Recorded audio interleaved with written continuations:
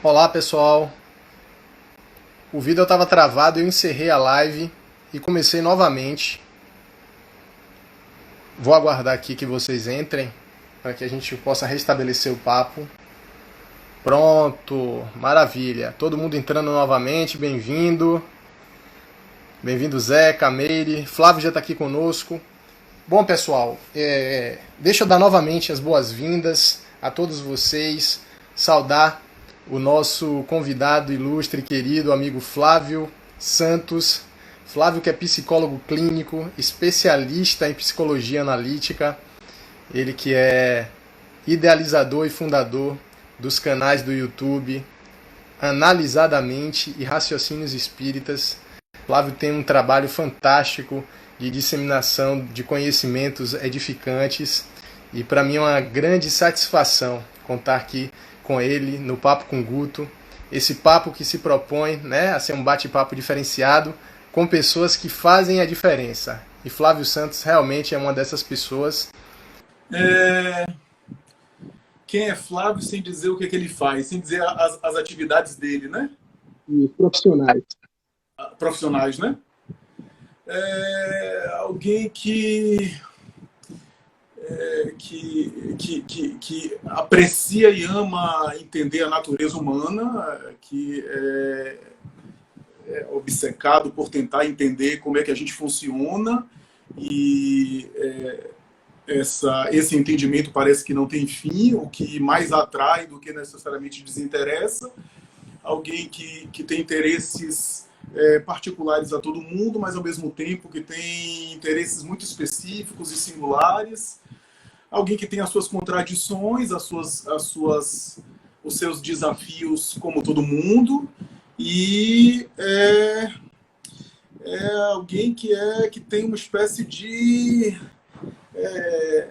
atração por aprender, por conhecer mais e mais, né? Eu acho que isso me define um pouco. Eu acho que para quem me conhece, me define bem, né?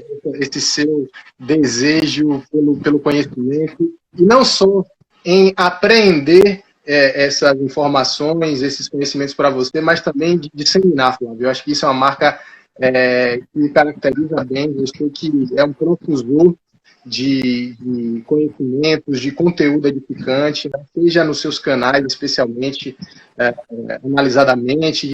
Inclusive, eu aconselho a todos vocês que assim que encerrar essa live, sigam Flávio, viu? Analisadamente no YouTube e Raciocínios Espíritas. Tem algumas pessoas aqui, Flávio, além de dizerem que são suas fãs, tem uma observação assim, ó, coloca um fone em Flávio ou encosta mais. Se você puder aproximar um pouquinho mais, que eu acho que o seu som para algumas pessoas está um pouco distante. Certo, certo. Maravilha. Então, Flávio, vamos lá, meu amigo. Acho que esse tema aí tem tanta coisa para a gente explorar, né? Qualidade de vida na pandemia, né? O que é que você tem a dizer? Você, como psicólogo, deve estar lidando com muitas demandas das mais variadas ordens. Como é que a gente analisa essa situação? É possível ter qualidade de vida nessa quarentena, nesse processo pandêmico? É possível, acho que é mais do que possível, Guto. Antes de começar a fazer alguma consideração, Guto, eu estou conseguindo te ouvir, mas o som abafou um pouquinho. Não sei se todo mundo está tendo essa experiência, né? Para a gente começar a dar início aí. Meu som também está ruim, minha gente, ou melhorou? Falem aí, deem um feedback aí. E o som, pelo menos para vocês, está ok. Está ok. Ok. O áudio tá bom? Tá ótimo. Julinha, Glauci, sejam bem-vindas. Julie, Débora Gaudêncio deve ser gente sua, né, Flávio? Parente, Paraná. Irmã. Grande Antônio. Então, meu amigo, parece que tá ok aqui. O pessoal tá sinalizando. Pronto. Qualquer coisa vocês sinalizam aí. Qualidade de vida na pandemia. Qualidade de vida e pandemia.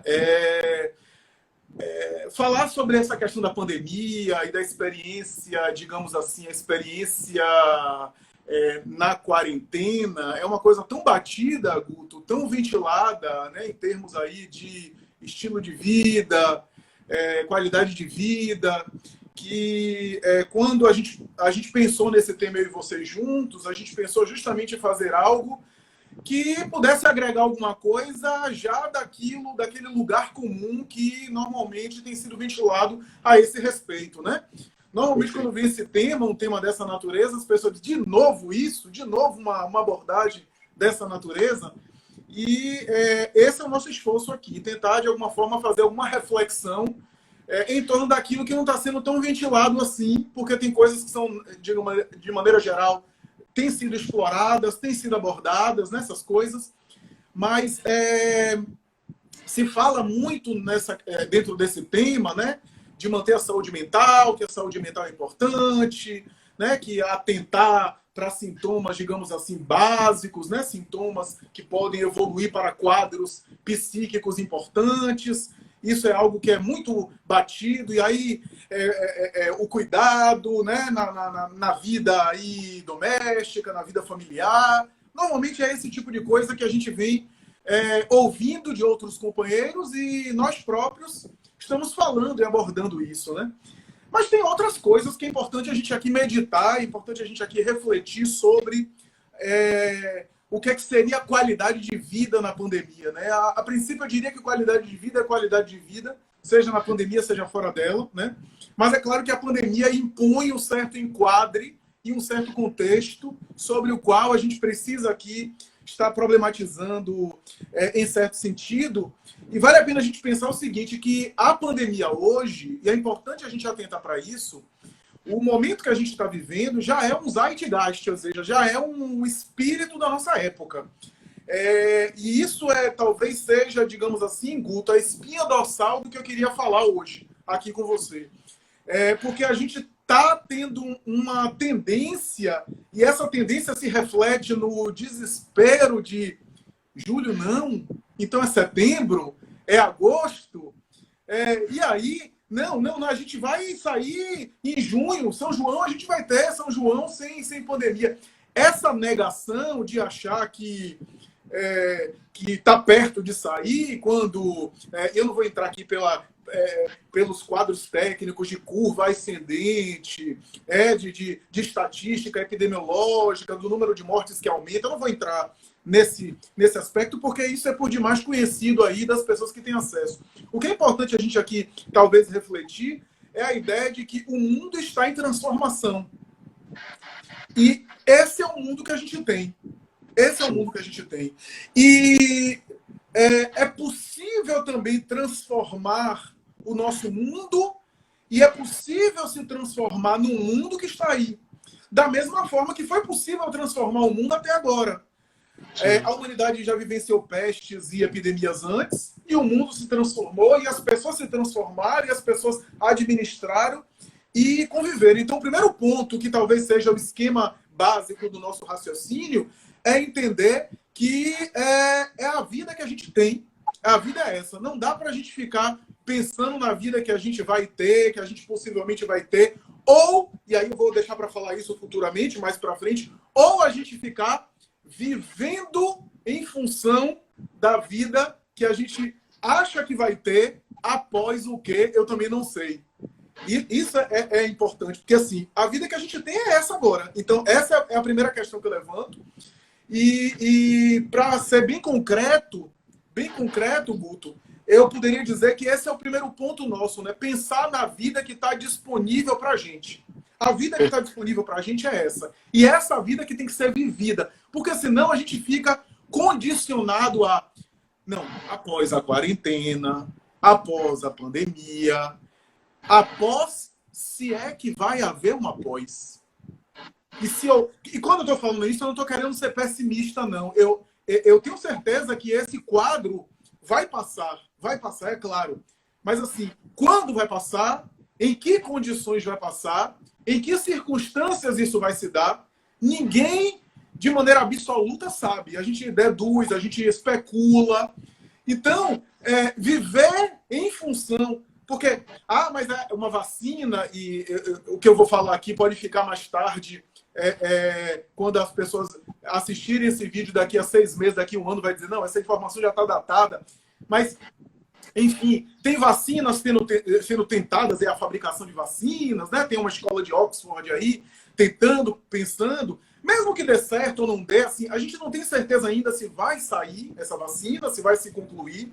E se for concluir, ainda assim, em que termos será esse mundo após uma eventual vacina? Eu tenho certeza que não vai ser assim, de um dia para a noite, todo mundo vai sair, as crianças vão todas para a escola, assim, de uma hora para outra, todo mundo vai conviver em aglomeração. Então, é muita calma nessa hora. Eu acho que a Chanel e a Louis Vuitton estão certas em fabricar máscaras gourmetizadas, porque eu acho que essa indumentária ainda vai permanecer conosco durante muito tempo. A ideia da máscara ser utilizada durante um tempo, né, que vai se prolongar. Então, eu acho que é importante a gente pensar na vida disponível. A vida disponível é essa. E o que é que a gente pode viver de maneira intensa e de maneira boa, de maneira significativa nessa, para a gente não ficar sempre vivendo em função do pós, né? Esse pós que a gente nem sabe como é que vai ser esse pós que, se é que esse pós vai se dar como a gente acha, né? Eu não acho que a gente vai viver uma repetição de uma peste negra, porque a peste negra durou séculos. A humanidade viveu com a peste bubônica durante séculos, né? É possível, mas eu acho que hoje a gente tem condição, tecnologia e ciência para evitar esse prolongamento, evitar esse desenvolvimento. E então, o primeiro ponto é pensar na vida que a gente tem disponível. O segundo ponto, Guto, que eu queria refletir contigo é o seguinte: é um equilíbrio entre o fazer e o sentir. Tá, a gente está numa condição diferenciada, a gente tem que viver bem essa vida, não dá para viver meia boca essa vida, pensando numa vida 100% depois, o que é que eu vou fazer depois da quarentena, isso eu deixo para depois, porque isso é um mecanismo também de sabotagem nossa, eu vou viver depois, eu vou fazer tal coisa depois, eu vou aproveitar para dar conta da minha vida depois, e não, eu estou de quarentena, e aí eu me largo, e aí eu não olho para mim mesmo, aí eu não cuido das coisas que são importantes para mim. Eu acho isso um perigo, e um perigo sério, inclusive para a saúde mental. Então, esse segundo ponto é o equilíbrio entre fazer e sentir. E o que é que eu quero dizer com isso? É porque há dois erros clássicos problemáticos. Por que problemáticos? Porque esses erros são meias-verdades, e as meias-verdades, às vezes, são mais perigosas do que as mentiras totais. Porque a meia-verdade, em função de um aspecto verdadeiro, você engole um monte de coisa que é falsa. Qual é o primeiro erro, a primeira meia-verdade que eu vejo? É o seguinte: já que a gente está nessa vida, como em qualquer vida, é necessário a gente fazer as coisas que dão prazer pra gente. Isso, nesse momento, é muito complicado, porque pode ser que o que me dá prazer é comer o dia todo. O que me dá prazer pode ser eu ficar só na timeline do Facebook. O que me dá prazer pode ser eu ficar só em cima da cama assistindo alguma coisa sem parar. Então, essa ideia do todo mundo vive em função de algum tipo de prazer. O prazer não é só sensorial, o prazer estético, o prazer cultural, o prazer de uma live como essa, o prazer de adquirir conhecimento. O ser humano é movido por prazer. Eu não vou fazer aqui apologia de a pessoa buscar o sofrimento, porque não faz sentido isso, e evitar o prazer que a vida pode proporcionar para a gente. Então, o prazer está aí disponível, mas a gente está condicionado agora a viver exclusivamente, fazer aquilo apenas que dá prazer para a gente. Não é uma vida normal, nem antes da quarentena, e não pode ser uma vida normal na quarentena. Fazer só o que dá prazer, porque antes não era saudável isso, porque agora vai ser saudável fazer só o que dá prazer. Só que aí há o segundo erro, que é um erro que contém verdades, mas que, tomado de maneira absoluta, é um equívoco também, que é o seguinte: aprender a sentir prazer nas coisas que a gente faz. Tem um aspecto verdadeiro nisso? Tem. Quanta experiência, quanta coisa boa a gente passa a desenvolver em termos de repertório, em termos de habilidades que a gente desenvolve e que, a princípio, a gente não tinha tanto prazer assim. A gente desenvolveu aquele prazer na habilidade, no desenvolvimento, né, na prática. Quanta coisa se torna prazerosa com o operacional mesmo. Então, é fato que há coisas significativas em nossas vidas, e a gente pode pensar aqui desde uma comida, né? Se você pensar na criança, quando era criança, eu não tinha um paladar que eu tenho hoje. Hoje eu aprecio comidas que a criança quer doce, quer só aquelas comidas mais infantis, né, no paladar infantil. E a gente acaba desenvolvendo prazer. Assim é na comida, assim é na leitura, assim é na atividade geral. Só que isso, sendo tomado de maneira absoluta, é perigoso. Porque eu posso impor eu fazer um monte de coisa agora na quarentena que eu não tenho prazer, porque eu vou ter prazer em algum momento, e pode estar em total violência com o meu perfil, com o meu temperamento, com os meus traços de personalidade, e aquilo pode gerar até prejuízos à minha saúde mental. Nem tudo eu vou aprender a ter prazer no exercício, né? no desenvolvimento. Então, eu acredito, Guto, que esse segundo ponto, eu diria que é um equilíbrio que envolve aí uma palavra tão batida entre nós e às vezes tão pouco meditada, que é o seguinte, é uma palavra até clichê que eu vou falar, autoconhecimento. Mas autoconhecimento aqui no sentido de avaliação olha como é interessante, a avaliação daqueles potenciais que eu tenho e que são possíveis eu desenvolver e me dar prazer. Tem coisas que eu posso exercitar e vão me dar prazer e vão me incorporar à minha estrutura psicológica, e há coisas que estão em dissonância com o meu temperamento, com o meu perfil. Saber distinguir uma coisa da outra, nesse momento de quarentena, é super importante para preservar a qualidade de vida mental. Porque tem coisas que eu posso desenvolver nessa quarentena, sei lá, aprender um idioma, se for o meu caso, desenvolver o repertório de uma leitura diferente, né? Alguma atividade em família significativa. Mas se eu não tenho nenhum tipo de afeição para tocar violino, eu vou ficar me forçando, digamos assim, para algo que não necessariamente eu me identifico com aquilo, né? Então, é necessário, primeiro, a avaliação daquilo que eu posso, ao avaliar, eu posso constatar que aquele traço, ao ser exercitado, ainda que não prazeroso, pode me dar prazer no futuro. Isso, então, envolve uma autoavaliação, um autoconhecimento muito significativo, né, que é a avaliação dos meus potenciais. Portanto, não é apenas um checklist do que eu tenho agora, mas uma espécie de estudo daquilo que eu posso ter no futuro. Então, isso é mais difícil, né? E eu acho que esse é um desafio bom. Eu não sei se eu estou me atropelando e não estou deixando você falar. Eu vou... Não, de maneira alguma. Pelo que eu percebi, rapaz, você é tão dinâmico, intuitivo e diferenciado que você já foi respondendo aqui algumas perguntas. Claudião falou sobre autoconhecimento, consciência, você acabou de fazer essa abordagem. E assim, diante do que você me fala, Flávio, pelo menos é uma forma que eu tenho enxergado muito esse processo que eu gosto de sempre de denominar de um momento desafiador que nós estamos vivendo. E quando você fala sobre a questão de nós vivemos o que dá para viver, que é o que é justamente esse momento presente, né? Aí a gente tem aquela máxima do poder do agora, da gente realmente experienciar aquilo, não ficar projetando lá na frente, até porque isso só faz aumentar a nossa ansiedade. E aí você traz essa questão dos prazeres, e me vem à mente assim, duas coisas muito fortes. Primeiramente, eu acredito que esse momento é altamente convidativo, para que a gente possa se conhecer mais, e a partir desse processo de autoconhecimento, de autoanálise, a gente também possa, de repente, começar a ressignificar algumas coisas, e dentro desse processo de ressignificação, a gente encontrar esse prazer.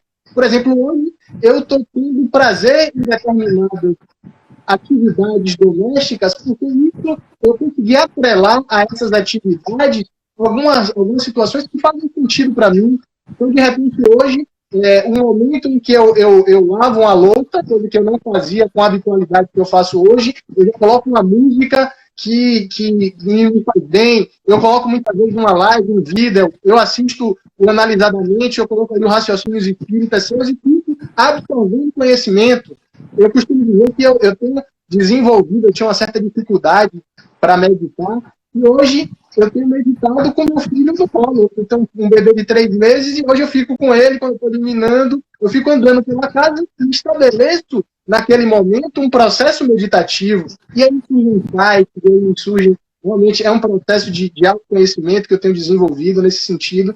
Então, eu queria saber o que é que você pensa disso. Eu, particularmente, tenho encarado esse momento como bastante convidativo, um momento realmente que nos convida a nos conhecermos mais, a dialogarmos mais com o nosso eu superior e, sobretudo, valorizarmos, né?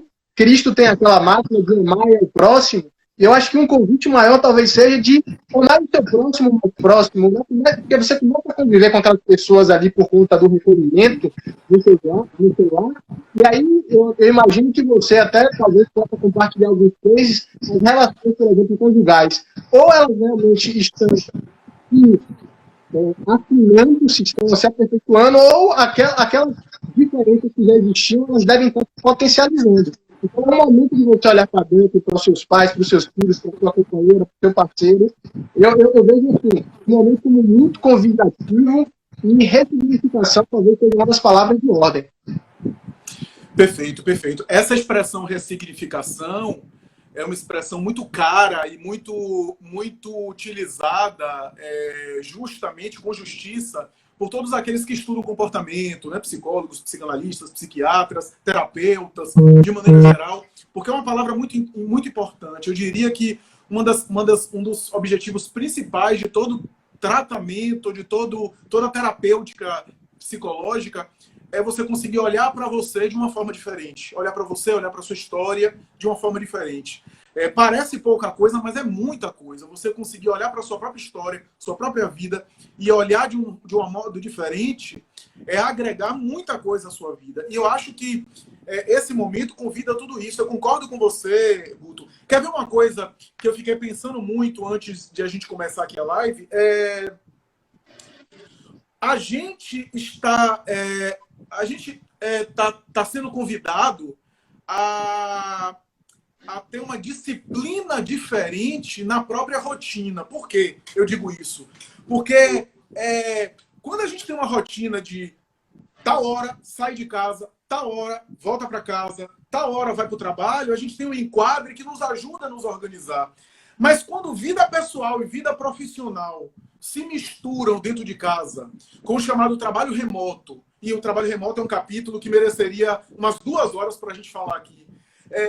Essa junção desses dois temas, né, essa dimensão, vida pessoal e vida pública, profissional, se juntam, exige mais maturidade da gente. E é por isso que um dos vídeos que eu comentei lá no meu perfil, eu falei de ter alguma rotina, especialmente para criança e adolescente. Porque como a criança e adolescente tem uma imaturidade maior, eles precisam de um enquadre maior. Mas, por exemplo, a gente, de maneira geral, aqueles que estão trabalhando no trabalho remoto, né, que podem abrir aí o computador e ter uma reunião, ou responder um e-mail 8 horas da manhã ou 8 horas da noite, tem essa flexibilidade. Se não cuidar para ter uma certa disciplina, essa coisa desorganiza.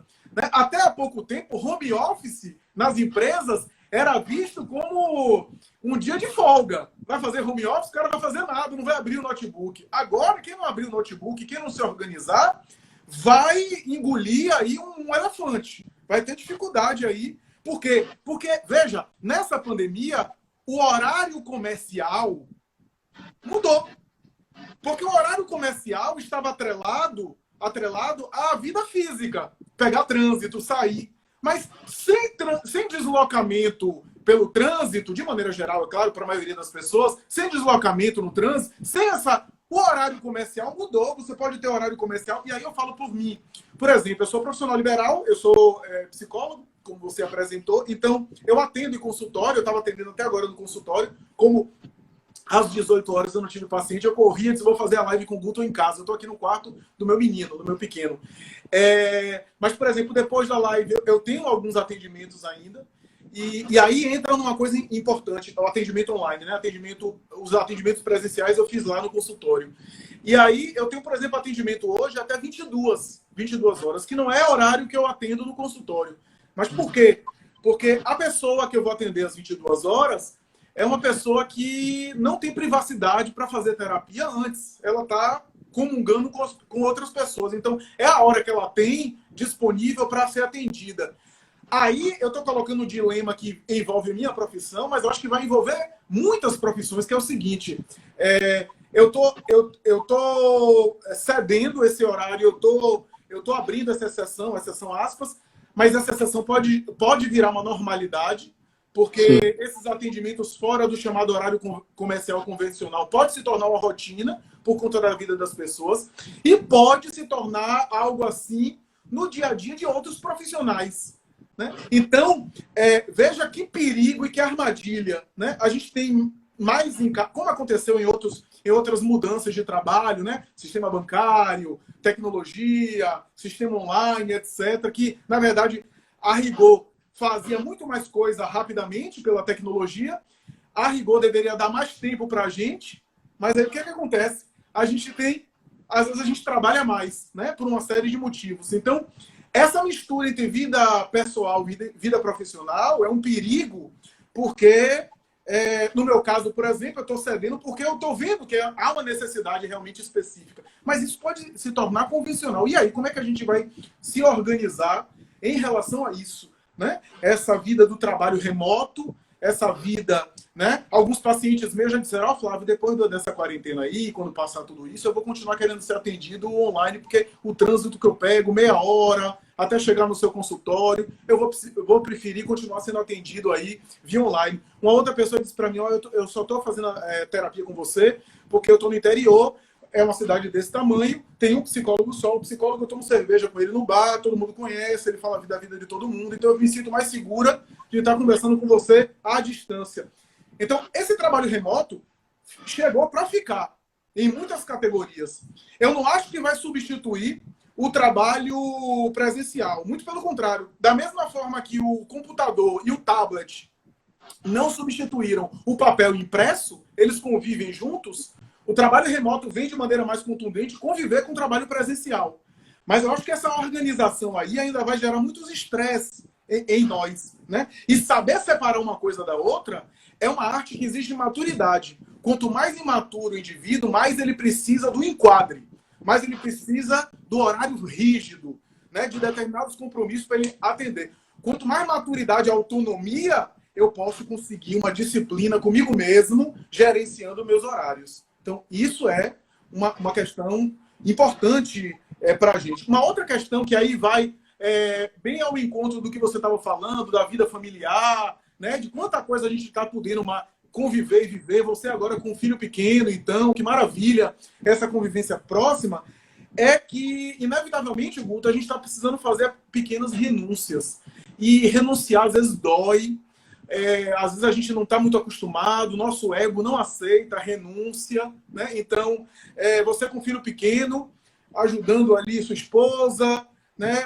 Seja na amamentação da mãe, né? Do aleitamento materno, seja no complemento do leite, se for o caso, seja de alguma alimentação para além disso. É difícil você estar lendo os Irmãos Karamazov e ao mesmo tempo estar manipulando o NAN, o leite, sei lá, que vai dar para a criança.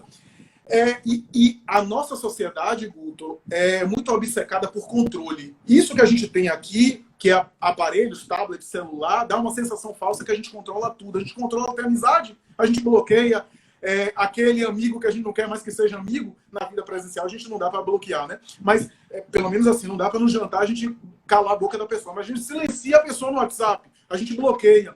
Então, gerou uma falsa sensação de segurança, de controle para nós, que a gente tem dificuldade, a gente pede comida pela internet, a gente tem tudo na palma das mãos, tudo aspas. Mas isso dá uma sensação de controle que gerou na gente essa intolerância a ceder, a renunciar, a abdicar, e a gente está tendo que abdicar, e, sobretudo, a perder. E uma coisa importante, a gente está vivendo um momento de muita dispersão, a gente não tem foco.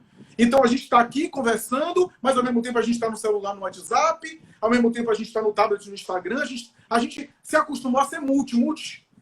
E esse momento de pequenas concessões na vida familiar exige que a gente não seja tão disperso assim. No exemplo que eu citei, não dá para você prestar atenção no seu filho, ali dando conta ali do bebê, fazendo muitas coisas, né? Ou então a leitura de Dostoiévski vai ficar sacrificada. Então, é mais ou menos essa a ideia aqui, né? E é claro, aí eu já abordo coisas mais comuns, por exemplo, diálogos, né? diálogos que precisam ser efetivados. Você falou muito bem. Se eu tinha dificuldade no diálogo, se eu estou atritando, se eu estou com uma sensação de solidão. Outra coisa que eu queria falar, solidão. Guto, normalmente existe uma solidão que é normal. Sabe qual é a solidão que é normal? É o seguinte, quando eu passo por uma dor pessoal, essa dor pessoal me dá uma sensação de solidão, porque só eu que estou vivendo. A morte de um parente, por exemplo, um amigo pode me consolar, pode ser solidário, mas sou eu que estou sentindo.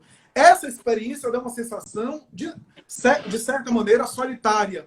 Né? Se eu estou vivendo uma experiência de, sei lá, de divórcio, de separação conjugal, aquela experiência é única. Mesmo um amigo do meu lado, que seja muito solidário, ele não tem condição de sentir a minha dor. E essa sensação dá uma sensação de solidão, de que só eu estou sentindo aquela dor. Essa solidão é normal. Todo indivíduo que passa por algum drama, por algum desafio, sente essa sensação. É uma solidão que viaja para dentro, que faz a pessoa refletir, meditar. É uma espécie de luto. Agora, essa pandemia é uma situação global. É uma situação, é um sofrimento geral. Todo mundo está vivendo isso. A princípio, se eu sinto uma solidão nessa pandemia, ou tem alguma coisa que eu preciso investigar mais, ou então não é essa solidão que eu estou me referindo, normal. Porque, a princípio, não era para a gente se sentir só, porque a gente está conectado, todo mundo está vivendo a mesma questão, ainda que com coloridos particulares de cada qual. Agora, se nessa pandemia minha mãe morre, aí sim tem um caráter específico. Por isso que eu até publiquei recentemente no meu perfil uma frase que diz muito isso, né? Um cachorro que morre aqui em casa tem um impacto maior do que o que está acontecendo na Itália ou nos Estados Unidos. Não porque na Itália e nos Estados Unidos não seja importante, eu não sou insensível, não é isso. Mas para mim, que passo por aquela experiência próxima, aquilo dói mais do que uma situação coletiva distante. Então, esse atentar por esses sentimentos, para esses sintomas, dialogar em família, admitir os próprios sentimentos. Olha, eu tô com medo mesmo, né? Abrir o jogo com a esposa, com o marido, com o pai, com a mãe. Eu tô com medo mesmo, eu tenho esse medo, eu tô com essa preocupação. Isso faz os próprios sintomas de ansiedade, de medo, diminuírem. Né? Então, essas são outras questões. Diga. Perfeito. Pessoal, de antemão, eu já quero pedir desculpas porque não está dando para fazer algumas perguntas, até mesmo porque eu estou aqui absorvendo também, super atento para conseguir absorver, né? Vocês já perceberam que a proposta é realmente a gente ter um papo diferenciado, de pensar fora da caixa, como o Flávio inicialmente trouxe, muita coisa vem sendo abordada e a ideia aqui que o Flávio vem propondo nessa fala dele é justamente que a gente tem que enxergar um paralelo, né? Como vou me valer aqui de Lion, a espada justiceira me der visão além do alcance. E aí, Flávio, eu queria fazer um adendo. Você tocou em 2 pontos que eu acho que são cruciais. Você falou agora, por último, de solidão, e aí você falou também sobre a questão do aspecto tecnológico. E aí me ocorreu o seguinte, a gente vem vivendo num momento, como diz Bauman, né, de relações líquidas. E eu venho observando assim, já de algum tempo, sobretudo a partir do fortalecimento do WhatsApp, que as relações elas ficaram mais vivas, mais pueris. Eu costumo dar sempre esse exemplo, seja em família, seja entre amigos. Por exemplo, aquela ligação de aniversário que você fazia para um amigo próximo ou para um familiar, hoje você simplesmente substituiu por um parabéns num grupo de 50 pessoas, que Deus lhe abençoe num grupo de 50 pessoas. Muitas vezes você copia os parabéns de quem estava antes e cola, né? O Ctrl-C, Ctrl-V ali bem no meio da... E aí, de repente, esse processo que nós estamos vivenciando tem precedentes na história da nossa humanidade, sobretudo pelo contexto que a gente vive atualmente, que não dá nem para sequer comparar com a peste negra. Eu observo o seguinte, vez ou outra, né, a gente já vem observando as transformações. Haiti, teve aquela situação no Haiti que gerou uma certa comoção aquela situação no Oriente Médio, que vez ou outra também a gente fica ali. Aqui no Brasil teve lá Brumadinho, teve aquele desabamento de terra em Petrópolis, Laninha e Laninha nos últimos anos. E aí, pontualmente, a humanidade, ela dirigia sua atenção, suas preces, suas orações, mas de repente aconteceu algo global. E de repente a gente está aqui vivendo a mesma realidade de quem está no Cazaquistão, no Japão, na Itália, nos Estados Unidos. E aí as pessoas começaram a ter um olhar diferente para as coisas. Eu acho que as pessoas começaram a despertar até para algumas ferramentas que já existiam, e aí voltando para as ferramentas de comunicação, por exemplo, essas lives no Instagram, essas videoconferências no Zoom, em outros aplicativos, elas já existiam.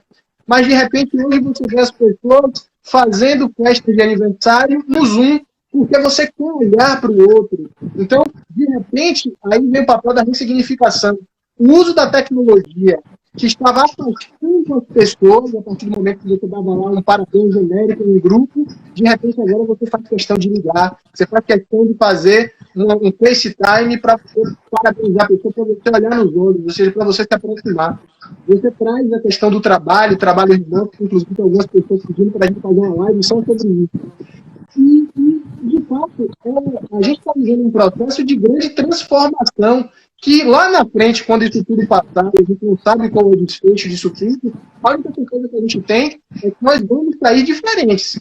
Se melhor ou pior, eu acredito que vai depender muito desse processo que você bem falou, do autoconhecimento, de olhar para dentro, de saber aproveitar o aqui e agora, e não ficar projetando lá na frente como é que vai ser, e deixar de viver o aqui e agora. Então, assim, diante desse contexto, o que é que você pensa, sobretudo, das relações líquidas, da ressignificação do uso da tecnologia, tanto para o trabalho, mas especialmente para as relações interpessoais? Só para contextualizar, porque o pessoal estava falando que o seu som estava falhando, Guto. O Guto estava dizendo sobre essa questão... Oi? Você me ouve bem? Eu ouço um pouco abafado, mas eu estou tentando acompanhar aqui. Mas como muitas pessoas comentaram sobre a coisa do som falhando, então estou só lhe reportando e estou só sintetizando aqui o que o Guto falou sobre essas transformações que estão acontecendo e que se reflete nas relações interpessoais também. E ele casou aí com o conceito de relações líquidas, né, que vem dessa teoria fabulosa de Bauman, né, com as suas considerações sobre a pós-modernidade. De fato, a ideia, Guto, pelo menos o objetivo, digamos assim, de a gente aproveitar de maneira saudável e funcional esse momento é justamente a gente rever esses relacionamentos. Eu concordo com você. Rever. Porque muita intimidade... e intimidade aqui no sentido afetivo da palavra não é necessariamente a proximidade física, né? A gente pode ter proximidade física, né? E eu acho que essa coisa do uso das ferramentas tecnológicas à distância, por exemplo, vou citar o meu exemplo na minha área.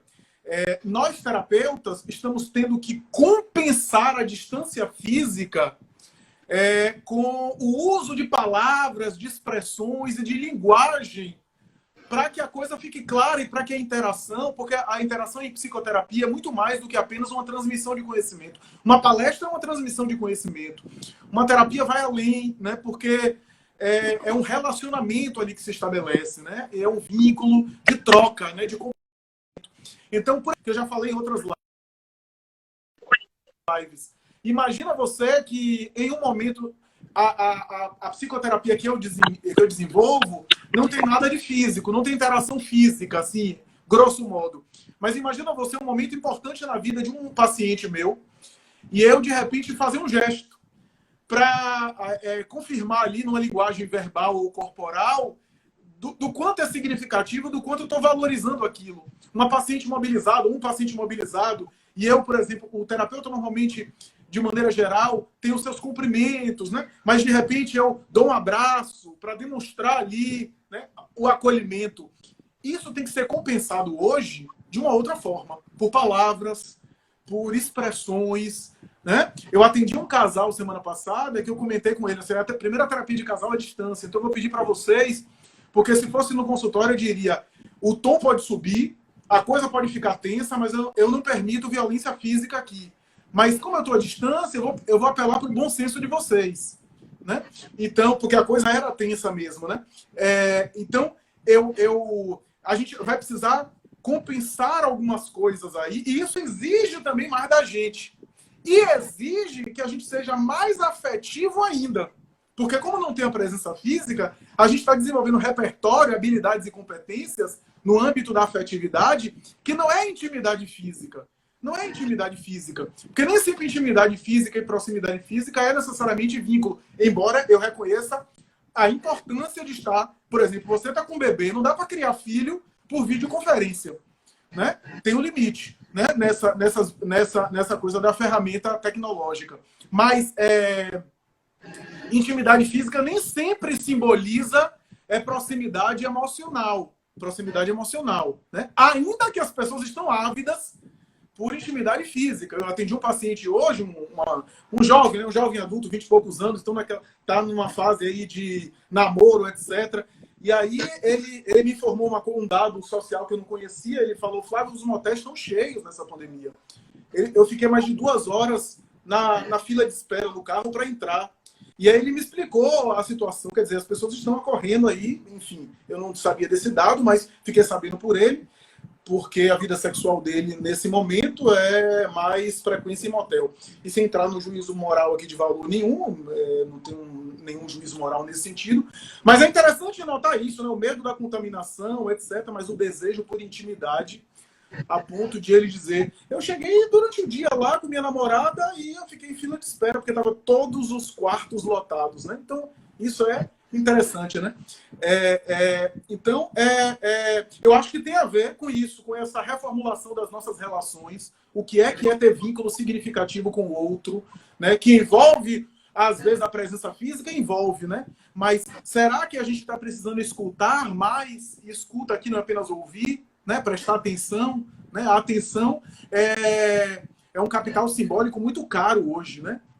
Inclusive nas redes sociais, porque a gente publica, mas nem sempre a gente vê a publicação do outro. A gente só quer publicar, mas não quer, né, consumir o conteúdo alheio. Né? Então, fica uma terra onde todo mundo está falando para si mesmo. Né? Então, é algo interessante isso. Né? E, ao mesmo tempo, Guto,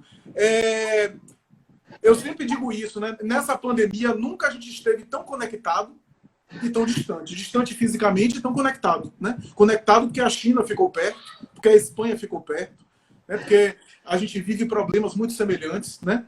E eu acredito que tem esse senso de cooperação, porque o mendigo da rua que está ali sem máscara ou que está ali vulnerável, aquele mendigo representa perigo para mim. Né? Então, esse senso de cooperação é muito interessante, porque eu não vou salvar o mundo, eu não vou resolver, eu sozinho não vou resolver o problema da pandemia, né? E nem aquele mendigo vai. Mas, embora ele não consiga salvar todo mundo, ele pode ser um foco de muitas infecções e ele sozinho pode colapsar o sistema de saúde. Então, a gente tem um poder nas mãos num vetor para um lado. Para o outro, não necessariamente, porque a gente precisa do outro. Olha o senso de interdependência e de cooperação, né? Que tem a ver com essas relações mais significativas. Perfeito, Flávio. Bom, muitos comentários aqui, gente. Deixa eu ver se tem alguma pergunta aqui. De qualquer forma, eu quero aproveitar aqui para saudar aqui Renato Cruz, nosso atleta campeão, Ju, Vera Vaqueiro, Dona Porcina, Marcelo Vitor, Tia Naya, sempre presente, participando. Muitas perguntas. Deixa eu consigo pensar aqui para a gente inserir o pessoal no contexto. Gente, eu me perdi um pouco aqui nas perguntas, tá? Mas eu vi aqui um comentário de Tia Vera falando sobre de máscara pode tudo. E aí eu queria aproveitar e pegar esse lance da máscara, Flávio, e assim, já um pouco de um pensamento fora da caixa, né? E todos nós temos máscaras sociais. E a que a gente utiliza, a máscara que a gente utiliza no ambiente de trabalho, no ambiente profissional? Será? E realmente é uma indagação, porque é uma reflexão que me ocorreu até agora. Será que a gente, esse momento de ressignificação, de reflexão, de autoconhecimento, é um momento de nós nos despirmos dessa máscara, ou essa máscara ela é de fato importante? Né? Porque essa máscara física, inevitavelmente, a gente já sabe que devemos utilizar. Mas é aqui um momento também da gente se vestir dessas máscaras sociais e buscarmos nos conectar mais com a nossa essência. O que é que você pensa a respeito disso? Perfeito. Deixa eu ver se eu consegui captar, porque em alguns momentos o áudio ficava abafado, mas assim, a máscara como símbolo das nossas máscaras simbólicas e emocionais, e até que ponto essas máscaras são úteis, são significativas ou não, né, Guto? Na teoria da psicologia analítica, a psicologia de Carl Gustav Jung, onde ele utiliza a expressão persona para dizer sobre os nossos papéis sociais, ele vai dizer que existem máscaras simbólicas que a gente utiliza. E essas máscaras, né? O termo persona vem do grego, né? Persona tem a ver com máscara, né? E essa persona é uma espécie de arquétipo, ou seja, de tema universal, de tema coletivo, de tema que está presente na humanidade e que tem a ver com os nossos papéis sociais. Por exemplo, eu agora estou exercendo um papel social. Eu não estou aqui com a mesma postura que eu estaria, sei lá, com meu filho em cima de mim, a lavonté, com minha esposa. Não. Eu estou exercendo um papel social. Nesse sentido, existe uma persona aqui. A persona é o elemento psíquico com o qual eu estabeleço relação com o mundo exterior. Da mesma forma que a sombra, o inconsciente, é o elemento psíquico que eu estabeleço relação com o meu mundo interno. A sombra está para o mundo interno, assim como a persona está para o mundo social. A persona tem a ver com portanto, essa postura de saber exercer os papéis de acordo com o contexto, né? Esse é um tipo de máscara. Se a gente apresentasse só a nossa dimensão irracional e inconsciente, muita coisa boa viria, mas muita coisa que ficaria feio também viria. Então, nesse sentido, o símbolo da máscara é interessante, porque a máscara da gripe, né, a máscara da epidemia, segundo os especialistas, é muito mais para proteger o outro, né? Eu uso máscara para proteger você, e você usa para me proteger, né? Por conta das minhas secreções que a máscara não vai, né? Mas o contrário não necessariamente. Por isso que os dois têm que usar máscara, né? Então, tomando essa comparação, eu diria que simbolicamente as máscaras que eu uso é para proteger o outro de mim mesmo, né? Do meu lado, digamos assim, mais irracional, mais feroz, mais instintivo. Agora, tem um aspecto negativo da máscara. Como é? Quando eu me fixo no papel social. Por exemplo, se eu sou psicólogo 24 horas por dia, o meu ego estabeleceu uma rigidez com aquela máscara, com aquele papel. E aí, 100% do tempo, eu sou psicólogo, minha esposa vai me dar justa causa. Vai me substituir. Porque eu vou ficar insuportável. Então, saber flexibilizar esse uso desses papéis é importante. Quando eu me fixo demais em um papel, eu estou em processo de rigidez e aí eu fico muito voltado para o mundo externo e perco a conexão com o meu mundo interior. Então, a máscara tem um certo valor, sim, tem uma certa função, mas o aspecto negativo que você mencionou é esse. Quando eu fico fixado demais, rígido em um papel, aí eu perco a conexão comigo. Moral da história, eu fico fragmentado. Porque, por exemplo, se eu sou psicólogo 24 horas por dia, eu estou empobrecendo. Eu sou psicólogo, mas eu não sou só isso. Eu sou muito mais do que isso. E se eu fico fixo nisso, eu empobreço o meu psiquismo, né? Que é muito maior do que só isso. Então, o problema é justamente isso que você comentou, que eu acho que tem a ver, que é quando eu me apego demais à minha vida exterior e perco contato com o mundo interno, né? Perfeito. Pessoal, eu tenho observado que o meu áudio está picotando. Então, eu vou falar devagar, até para poder passar a mensagem, a palavra para Flávio. A gente, Flávio, tem mais cerca de 10 minutos. Então, de antemão, até que eu quero deixar você aí bem à vontade, até porque o Instagram tem feito, aprontado algumas de derrubar antes do tempo. Então, assim, mais uma vez, eu quero agradecer imensamente a você pela sua disponibilidade, né? Não só pela disponibilidade, mas pela gentileza que você recebeu esse convite, que dispôs a estar aqui batendo esse papo aqui. Eu imagino a alegria e quanto vocês estão se beneficiando dessas reflexões, e com certeza hoje já colocar a cabeça no travesseiro e estar maturando muito do que a gente está conversando aqui. E quero dizer que essa live ficará salva no meu perfil, inclusive Flávio também vai disponibilizar no grupo depois, para que vocês possam assistir. Acredito que quem for assistir depois vai ter um áudio de qualidade, porque eu particularmente estou me ouvindo bem, estou ouvindo o Flávio perfeitamente bem. Então, Flávio, mais uma vez, meu amigo, assim, eu vou deixar a palavra contigo, para você fazer uma considerações finais, cerca de 7, 8 minutos, e você, com certeza, trazer a sua mensagem final. Mas, assim, meu muito obrigado a você. Dentro do que eu pude ler aqui, foram vários pedidos para que a gente repita a dose, né? Já tiveram até sugestões de tema, então, gente, já está fazendo o convite ao vivo, até para deixar um pouco intimidado e não poder dizer não. Então, meu amigo, muito obrigado. Foi delicioso esse papo. Realmente, gente, a proposta do Papo Fruto é de ter um papo diferenciado com pessoas que fazem a diferença. E é um papo diferenciado porque ele é leve, ele tem roteiro, ele é aberto, sem realmente nenhum tipo de preconceito sobre qualquer coisa, que a gente conversa sobre tudo, e sobretudo com pessoas que eu pude me conectar ao longo da minha vida e que eu observo que fazem a diferença. E Flávio é uma dessas pessoas que fazem a diferença por onde passa, seja no âmbito pessoal, no âmbito social que ele frequenta e profissional, sem dúvidas também. Muito obrigado, Flávio. A palavra está contigo aí, meu amigo, em 7 minutos aí para você falar o que você quiser. Guto, eu que agradeço. Para mim foi uma grata satisfação poder estar aqui, poder estar com as pessoas. Algumas pessoas eu conheço, algumas outras são vínculos mais seus que eu estou agora conhecendo. Para mim foi um imenso prazer, foi uma imensa satisfação. Conversar sobre essas coisas me empolga, você percebeu. O meu receio era monopolizar demais a palavra por conta do costume de falar, etc. E eu estava aqui o tempo todo me regulando, me policiando ao máximo para isso, para que não fosse um monólogo, mas fosse realmente uma coisa, um compartilhamento, né?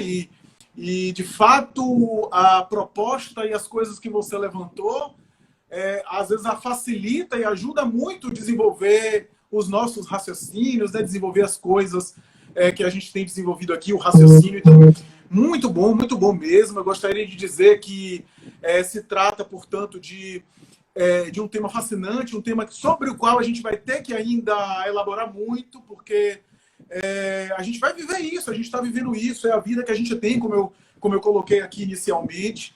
E eu acho que vale a pena a gente tentar encontrar sentido, significado e agregar coisas nessa vida que a gente tem. Não fazer uma vida meia boca só porque estamos em um novo normal, ou um normal diferente, ou um período intermediário para o futuro novo normal. Futuro novo normal esse, repito, que a gente não sabe ainda como é que vai ser, né? Eu gostaria de dizer que esse momento é um momento de muitos desafios por conta das pessoas, de todos nós estamos vendo a nós mesmos e vendo as pessoas próximas da nossa convivência de maneira mais próxima. Essa convivência pode ser estressante por um lado e pode ser bastante significativo para o outro. Não há um único caminho para isso, né? Um único caminho para isso, mas sem dúvida nenhuma a ideia de a gente estar vendo e a gente estar vivendo coisas em certa medida desconfortáveis na vida intrafamiliar, seja por conta de pendências que a gente já tinha e agora a gente está precisando olhar, né? Mas a culpa não é da quarentena, não há responsabilidade, o problema não é da quarentena, não é a quarentena que está, digamos, gerando, por exemplo, um sentimento de solidão em mim, né? Esse sentimento de solidão de repente existia, a quarentena está fazendo eu olhar para ele, mas esses desencontros já estavam em modo assim offline, né, operando dentro de mim de maneira assim, né, um aplicativo ali minimizado, mas estava ali, né? E eu acho que vale a pena a gente pensar que A gente vai ter muita história para contar futuramente, porque, como eu disse em outros momentos, em outros vídeos, a gente tem dificuldade de ter consciência de que a gente está fazendo parte da história. Quando a gente está dentro da história, a gente tem dificuldade de saber que a gente está num momento histórico e que mais tarde, isso tudo que a gente está passando vai ser lido pelos livros de história. Vai ser descrito pelos livros de história futuramente, né? E vai ter muita história para contar, da mesma forma que aquelas pessoas da Segunda Guerra Mundial que sobreviveram contaram histórias, da mesma forma que as pessoas da gripe espanhola contaram muita história, da mesma forma a gente vai ter muita história para contar depois disso, né? Num mundo que a gente não sabe qual é, mas um mundo que certamente haverá depois de tudo isso. E que a gente não vai se arrepender de ter estabelecido vínculos significativos, de ter vivido uma vida boa, de ter aproveitado para crescer interiormente, para ser pessoas melhores e para, digamos assim, tirar de nós mesmos a parte boa que a gente tem, a parte mais interessante que a gente tem, porque nesses momentos, Guto, peste negra, Segunda Guerra Mundial, gripe espanhola, guerra do Sudeste Asiático, do Vietnã, Guerra Fria. Nesses momentos, também, grandes homens e mulheres dentro de nós podem vir à tona. Né? Em termos de sensibilidade, de solidariedade, de empatia. E eu tenho visto isso. Pessoas que estão revelando o seu lado mais maravilhoso nesse momento. Né? Mais maravilhoso nesse momento. Então, não temos dúvida que esse é o momento nessa reflexão. Então, agradeço mais uma vez, muito obrigado mesmo, né? Para mim foi muito prazeroso. Maravilha. É isso aí. Maravilha. Você, como sempre, fazendo bom uso do tempo. Falta aqui cerca de 1 minuto. Então, novamente, eu quero agradecer e assim, dar voz às diversas mensagens que têm chegado aqui, parabenizando a você pela live, né? O Flávio Show, live bem conduzido, Flávio foi excelente nas colocações. Flávio, foi ótimo ouvi-lo, parabéns, desejo-lhe sucesso. Flávio, deixa nos stories. Flávio vai ficar, gente, no meu IGTV, e Flávio vai poder baixar também, disponibilizar. E aí eu queria novamente fazer um pedido a vocês, não é nem aconselhar, eu quero fazer um pedido. Acesse o Instagram de Flávio, Flávio_Gaudêncio, tem o @Raciocínios Espíritas, no Facebook não, no YouTube, Raciocínios Espíritas e Analisadamente. Lá tem vídeos maravilhosos de Flávio. E nesses últimos 10 segundos, Flávio, a palavra que fica, meu amigo, é gratidão.